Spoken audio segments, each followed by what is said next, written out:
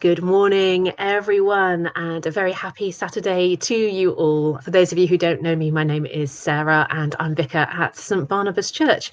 And it's lovely to be able to join you this morning for our third session in our Families Lent course, Noticing God.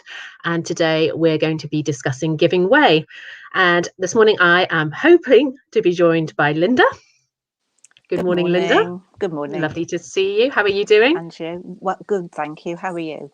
I'm very, very good. Good to be here with you. And Rosa.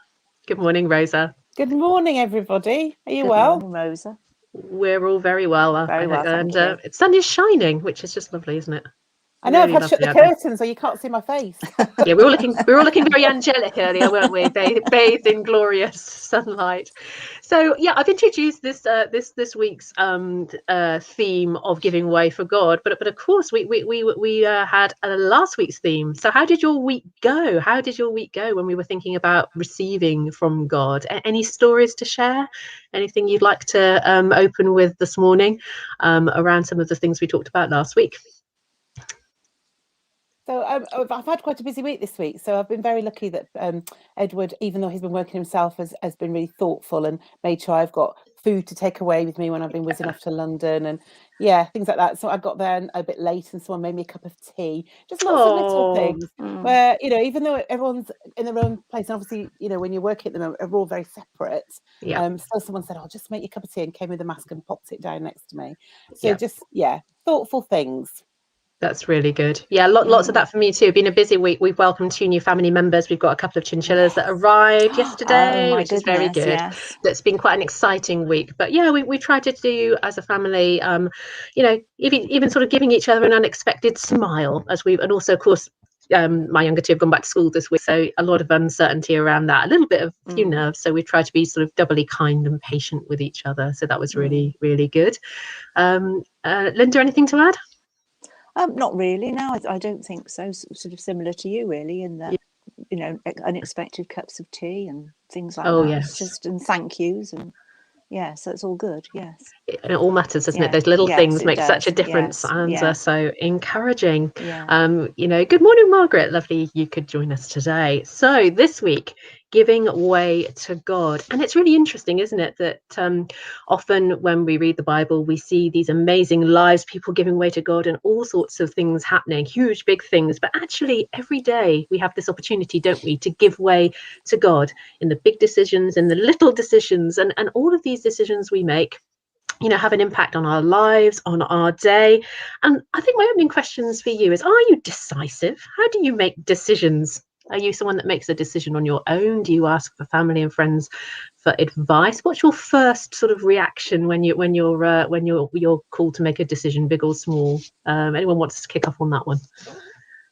I think what's interesting and what I've learned about myself over many years is when it's, especially if it's something quite big, I get a real gut feeling like something pops up into my head. But then I'm like, I'm not sure about that. I just need to check it out. And then I will have to discuss it, probably depending on what it is, with several people. So I think about times I've been really unhappy in jobs and I've thought, shall I leave my job? And I've spent a good 6 months talking it out and then come to the decision and like rationalized it in my head. And then it was always the decision that my gut said in the first place, this is what to do. Isn't that interesting? So I have tried a little bit over the years to just pay a bit more attention to that little voice and that sensation, because often that is the right one. And it's just interesting that we have to feel like we have to check it out first. That intuitive voice, maybe God whispering into our ear. And you're right. That sense of often that first gut feeling is the one that we go for. Linda, are you a decisive person? Are you a slow decision maker, a quick decision maker? No, I'm slow like Rosa. I think I've learned over the years, and like you get that gut feeling, but you just think, I've come to that decision too quickly. So I must think about it and talk about it with other people first, because I guess in the past I've made some wrong decisions, and so yes. I mean, I know sometimes you have to make a snap decision, and there's nothing you can do about it. But I do, if it's a big decision, I like to think about it and discuss it first. Yeah, I think we're all in agreement, which makes for an interesting conversation. It's sometimes good, isn't it, when people are, again, like you, I tend to like to talk to others about the very big decisions in my life, and also to spend time with God, and offer decisions to God. I think that's something that I've tried to do over the years. Again, perhaps it's an age thing too. I think it's something we learn when we're younger, isn't it? That we can take time sometimes to make a decision. We don't sort of suddenly have to jump and do something, and also the use and the value of prayer in our decision making. Ian has commented, yes, he does like to do a lot of new thinking and research before a decision, especially buying a new appliance, and he knows that drives me bonkers, because I quite like to go in, I need a new washing machine. But actually, when I'm shopping for outfits and clothes, I can not really know what I couldn't say to you what it is I'm looking for, but I know what it is, and I can go into a shop and go kind of dugga like a bionic woman, scan it and go and I can pick things out like that, and I'll know they're right. So in some ways, I've got really quick decision making. And actually, what I was just thinking when you two were talking is when I made the decision to start my reader training this year. It was actually really quick. It was really quick. It was really quick. A really big decision. But I had such a strong feeling. And even my husband said, oh, your job's changing. There's lots going on right now. I think you should wait. And I went, no, because I know what I'm like. If I sit and think about this for ages, I'll find ways to talk myself out of it, and I won't do it. So I'm doing it. So isn't that interesting how sometimes knowing what our decision making's like and how we've made decisions in the past will sometimes help you to make a big decision quickly, and it just felt like the right thing to do. I haven't regretted it yet. So that's good. That's good. Even those late nights writing essays, that's very good. That's very good. I'm glad you're not regretting that. And I think I was going to say, I think when I wanted to be a teacher, I'd always wanted to be a teacher, and I didn't. I went to work in the civil service, and I just met Rob, and it was just like, well, I still want to do this. Actually, I still want to do this, and I had to give up a good job with a pension, and all the things back at all those years ago. And Rob wasn't very happy that I was going away to college and leaving him, and it was just, no, I have to go. I have to do this. So, That's really interesting. And again, for me, with my decision about whether God was calling me for ordination, took me a very long time. And again, that's quite unusual. Again, I tend to be, I will ask people, but again, I tend to like to move on and have that sense of movement. So it is interesting, isn't it? Some of those decisions in our lives, especially those maybe where God is really giving us a strong steer, feel different in some way. There's something about them that sort of stands out to us. And I think, like Linda, I'd looked into reader training about a year before, looked into it, rationalised it, decided probably wasn't for me. No, but then the feeling came back, and then I went, this is right. So it's interesting where sometimes it's. So I think today we should say about noticing your feelings and noticing those little words, because that's often, I think, when God's talking to you. That's really important, isn't it? And yes, if in the comments, if you're watching now or watching later, please do share any similar experiences of maybe God speaking into a particular moment in your life where you've made a decision that's taken you in a specific direction, or maybe God's speaking to you now about making a decision. So please do encourage and share that.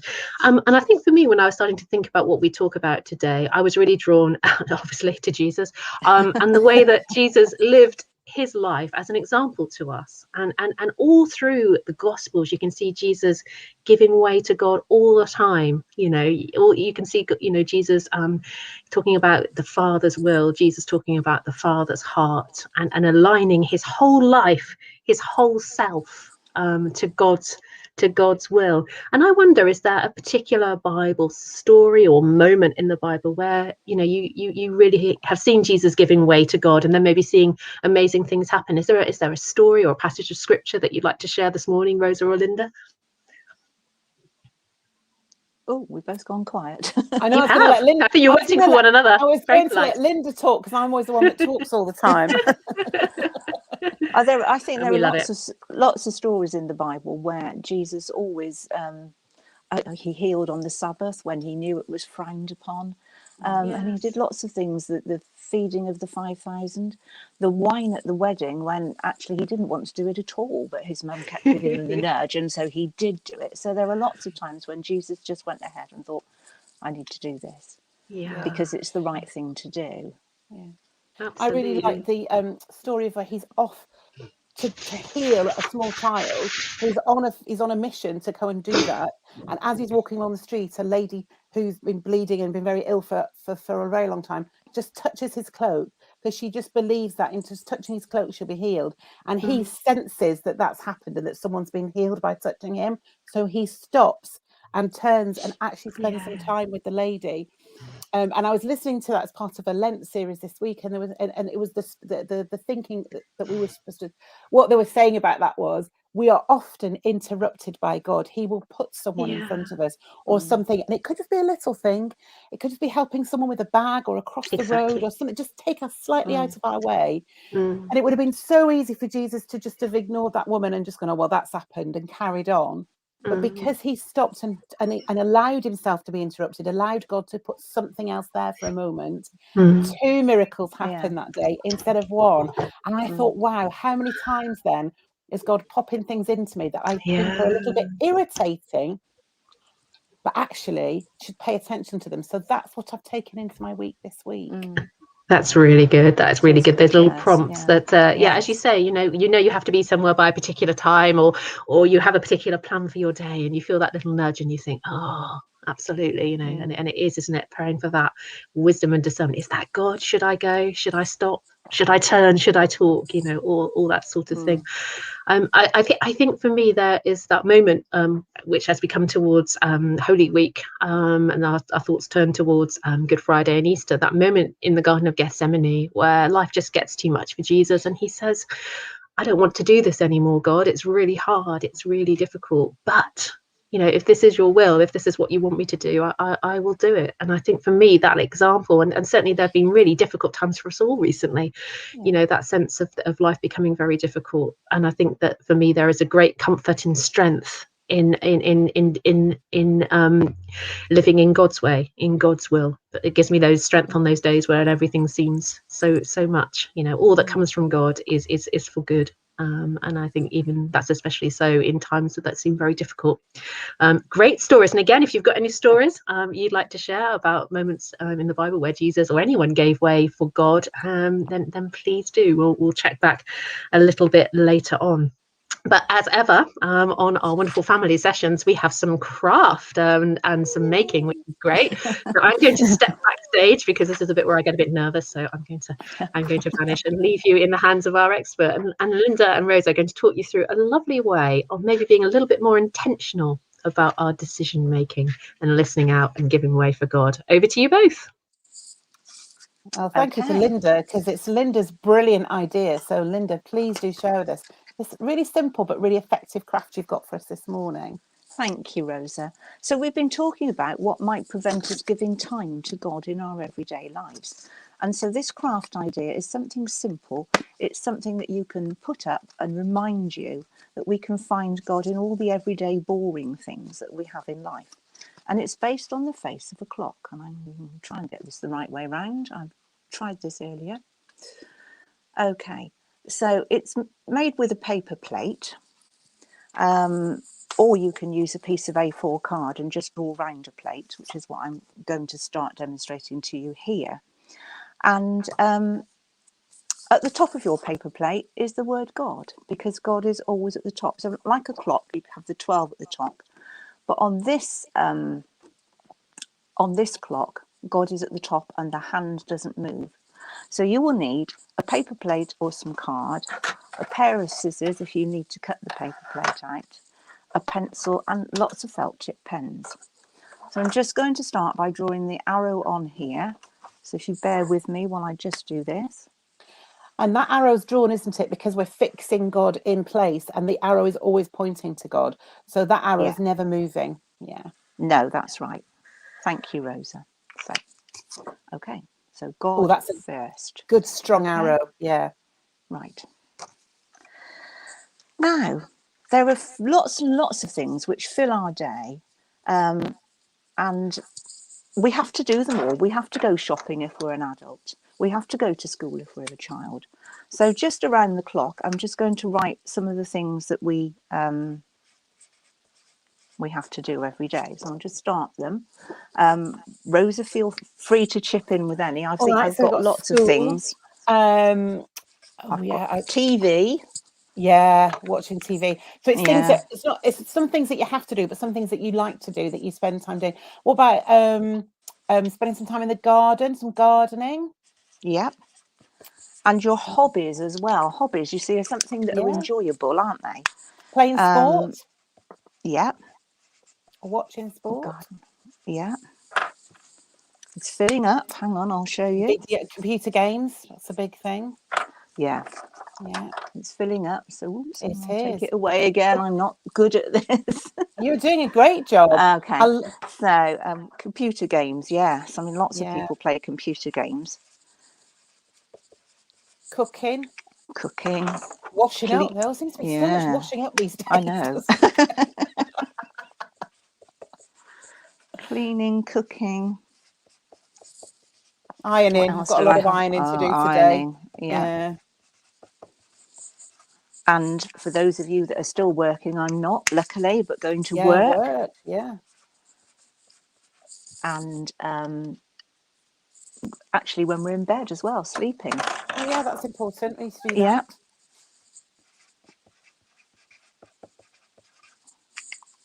So let's try that. So we've now got, instead of numbers around our clock, we've got lots of different activities that we do during the day that might get us in the way of remembering God. Because I think our theme today is thinking about, giving way to God. So this is one I made earlier on a paper plate. So then I put another hand on. Well, I'm not sorry about that. We can see that. I put another hand on, and then you can move the hand to something. So do you remember God when you're playing? Hang on. Do you remember God when you're playing? Is God there with you? If you're playing with your friends, do you remember to share? Are you kind? Do you take turns with other people? Rosa, I think you said something about, did you say something about sport? Yeah, if you're playing sport or watching sport, you can get really lost in that, can't you, and forget about God. Yes, you can. Yeah. What I love about this is that you're so what I'm doing is I'm pointing to what I'm doing, so I remember that I'm doing things, but at the same time remember that God is with me when I'm doing that thing. Yeah. And so I just thought that this, you can hang this up, or you can do something. You could just draw it on a piece of paper, stick it on the fridge, but God is always at the top. And instead of the numbers or the hours of the day, we can think about how we find God during the day, and that we do give way to God in the day. And I think whatever we do.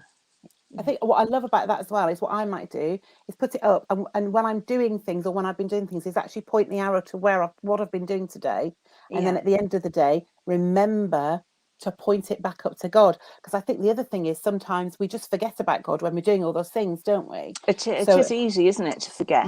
You're just so busy, you're caught up in the moment. And like you say, there are things you've got to do. We need to eat, so you have to go shopping, whether you want to or not. You have to clean, you have to wash up. But God is still there with us all the time, isn't he? Yeah, I think that's brilliant. That's great. Simple. Thank you. That's fantastic. Thank you, Linda. And really good way to, lots of things to use that clock for, that bit of that craft to hang up and to really help us focus, isn't it, on our intentionality. There's a long word for the day. That sense of really placing God in the heart of our lives, and that little reminder at the end of each day, or on those moments where you feel overwhelmed or distracted. I think that's wonderful to turn that arrow all the way back around to God.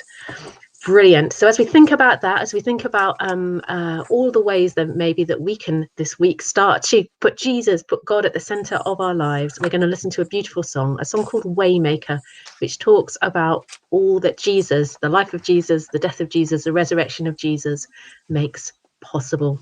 So let's worship with this song today.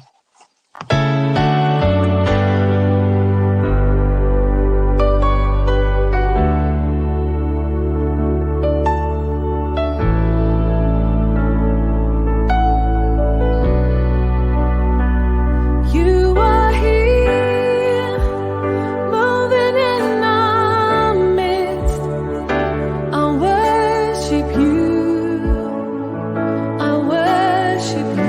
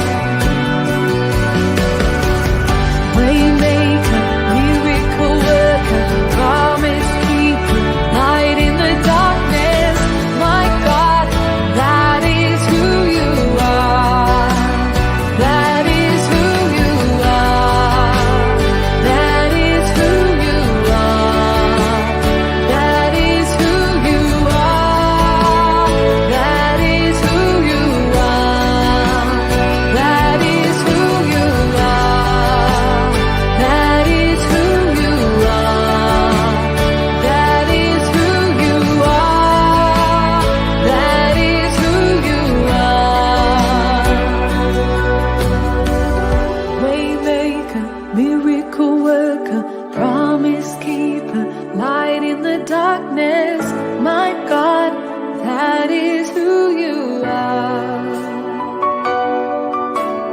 A waymaker, miracle worker, promise keeper, light in the darkness, my God, that is who you are.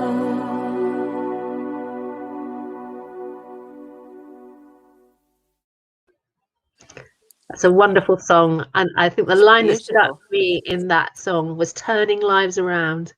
It took us back to our beautiful clock that can sit on our walls, and that is in a sense is what Lent is all about: turning our lives back towards God. So yeah, that was a really strong line, a strong theme that jumped out of my worship time this morning. So we love to leave you with a family challenge and a prayer.